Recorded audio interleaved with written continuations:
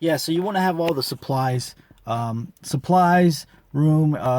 Obviously, like I said, it's not as easy for everyone to get a hold of, all your notebooks and binders and keep organized. But do your best to do so. Improvise, adapt, and overcome. Uh, Obviously, you probably can't have like a $2,000 laptop and a separate notebook for every class, but stay organized. It can be done. So that's rule number one. Get settled in, stay organized, and realize that college is now your priority. Rule number two, in order to get a 4.0, yeah, and you'll hear this all the time: go to class. And when you go to class, I'll advise you not to use a laptop. I'll advise you to actually write down notes with your notebook, because that's how you learn. You learn by writing. If you take a laptop, you'll get easily distracted.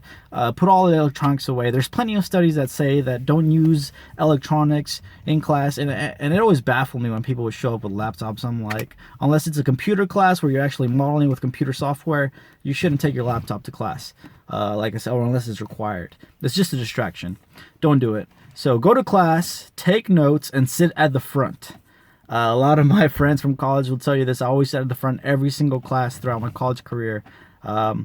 Whether you're sleepy, whether you want to zone off, sitting at the front helps you pay attention. It helps you participate, and you just learn more. So go to class, participate, sit at the front, and don't take electronics. Now, this may seem nerdy. It sounds like, oh, well, that sounds boring. I want to make friends. I want to have friends in college. Well, you can. The beautiful thing about college is that you can get involved after class, outside of class, in different organizations. Class is not like in high school where you can just talk to your buddy to your left or right while the professor's lecturing. And if you do, you're probably going to get in trouble and you're going to miss out on some stuff. So don't do that. Go to class. Be organized. Prioritize. Always be on time. Show up 15 minutes early to every event that you got to be at. Show up 15 minutes early. It's a good habit to get into. Study. Rule number 3. Sorry, I'm throwing a lot of stuff at you guys because I want to keep these videos short. So hopefully you're taking notes, right? Gets you started on getting that 4.0. So rule number 3, or more like 20. So you want to be able to read through every page of every chapter of the textbook. Especially in your first 2 years when you're knocking out your general education, your history, your science, your math. Read the textbook. Read it once, read it twice. Stay late. You got to read it. I got to tell you, I've made 97s on tests where like the average was like a 47, simply because I stayed up till midnight reading the textbook. So read the textbook. Chegg is a great place to get your textbooks. By the way, if you're not too sure where you should get your textbooks, you can rent them or buy them through Chegg. I'm not being sponsored by them or anything. It's just a very cheap way to get them. So show up to class, take notes, read the textbook, participate, and be organized. Now, when it comes to social life, that's where it gets difficult for most people. For me, it wasn't, because I've always been an introvert. So for the most part, I still had social media, but for the most part, throughout the day, I never looked at my phone unless it was for business purposes, unless I was meeting with classmates, with a boss or something. But stay off your phone during the entire day. From the time you can wake up, check your phone, answer your messages, but throughout the day, it's go time. You got to read, you got to study, take advantage of every 5 minutes. You can't waste your time looking at your phone. And I've been guilty of it, and I've suffered for it.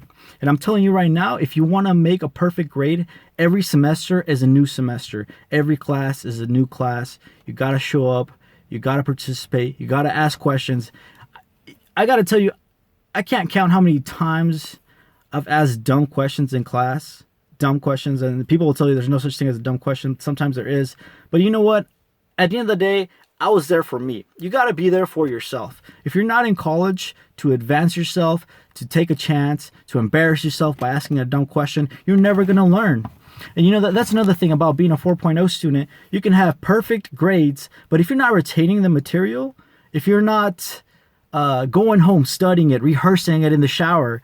I know that sounds weird.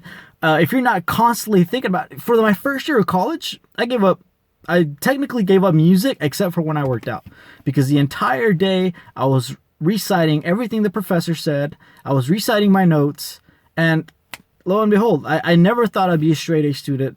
But when you put your mind to something and you realize that you got to know it, and I had by the way, I'm a finance major at UTSA. I'm a finance major, so in the College of Business, and I had a great professor, Professor Ronald Sweet.